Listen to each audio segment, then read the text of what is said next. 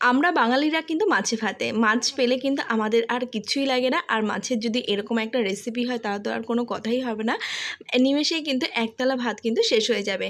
তো আজকে বানিয়েছি দেখো কচু পাতার হচ্ছে রুই মাছের পাতুরি। তো এটা কিন্তু একদম পুরো ভাপা করেছি।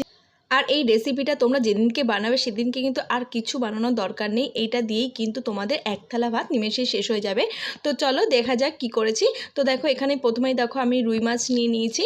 তো রুই মাছটাকে ভালো করে আমি ধুয়ে পরিষ্কার করে রেখে জল ঝরিয়ে রেখে দিয়েছি। এরপর লাগবে হচ্ছে আমাদের দেখো কচু পাতা।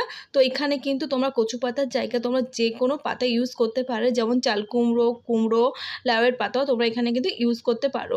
তো এখানে কিন্তু আমি কচু পাতাটা ইউজ করেছি। এর আগেও কিন্তু আমি এরকম ধরনের রেসিপি বানিয়েছিলাম, তখন কিন্তু আমি কুমড়ো পাতায় বানিয়েছি। তো আজকে ভাবলাম একটু কচু পাতাই বানানো যাক। আর এর জন্য কিন্তু মশলাটা এবার রেডি করব। তার জন্য দেখো এখানে কাঁচা লঙ্কা নিয়েছি আর নিয়েছি কয়েক টুকরো আদা।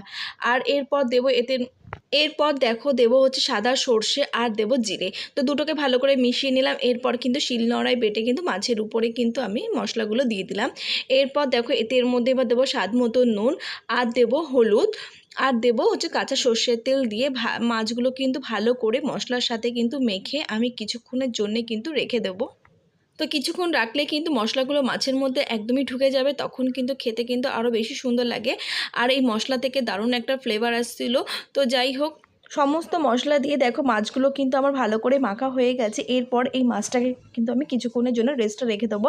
আর এই রান্নার এই রেসিপিটা কিন্তু খুবই সহজ, খুবই ঝটপটভাবে হয়ে যায়, শুধু একটু মশলা বাড়তে লাগে এই যা।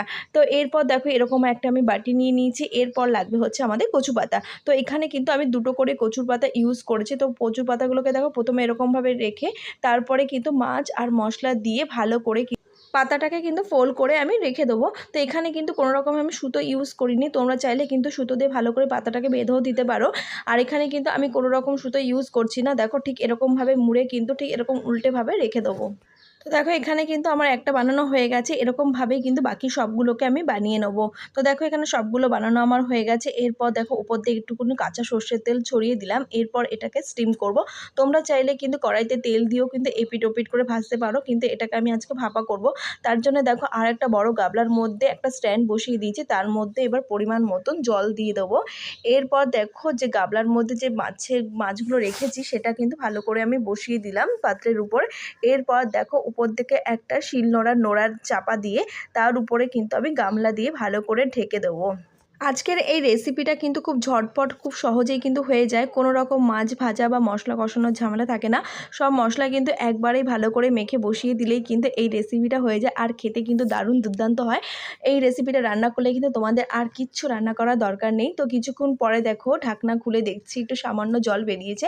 তো এখন এই জলটাকে কিন্তু আমি টানাবো। তো ডাইরেক্ট আমি দেখো বাটিটা তুলে কিন্তু গ্যাসের উপর বসিয়ে দিয়েছিলাম। আর জল যখনই টেনে গেছিলো তখনই কিন্তু সঙ্গে সঙ্গে কিন্তু আমি গ্যাস বন্ধ করে কিন্তু ঢাকনা দিয়ে ঢেকে রেখেছিলাম। তার জন্য কিন্তু খুব বেশি দেখো এটা ড্রাই হয়নি। মশলাটা খুবই কি সুন্দর হয়েছে, দেখো একদম মাখা মাখা। এই দিয়েই কিন্তু একতলা ভাত কিন্তু নিমেষেই শেষ হয়ে যাবে। আর আজকের এই রেসিপিটা তোমাদের কেমন লাগলো তোমরা কিন্তু আমাকে কমেন্ট করে জানাতে ভুলো না।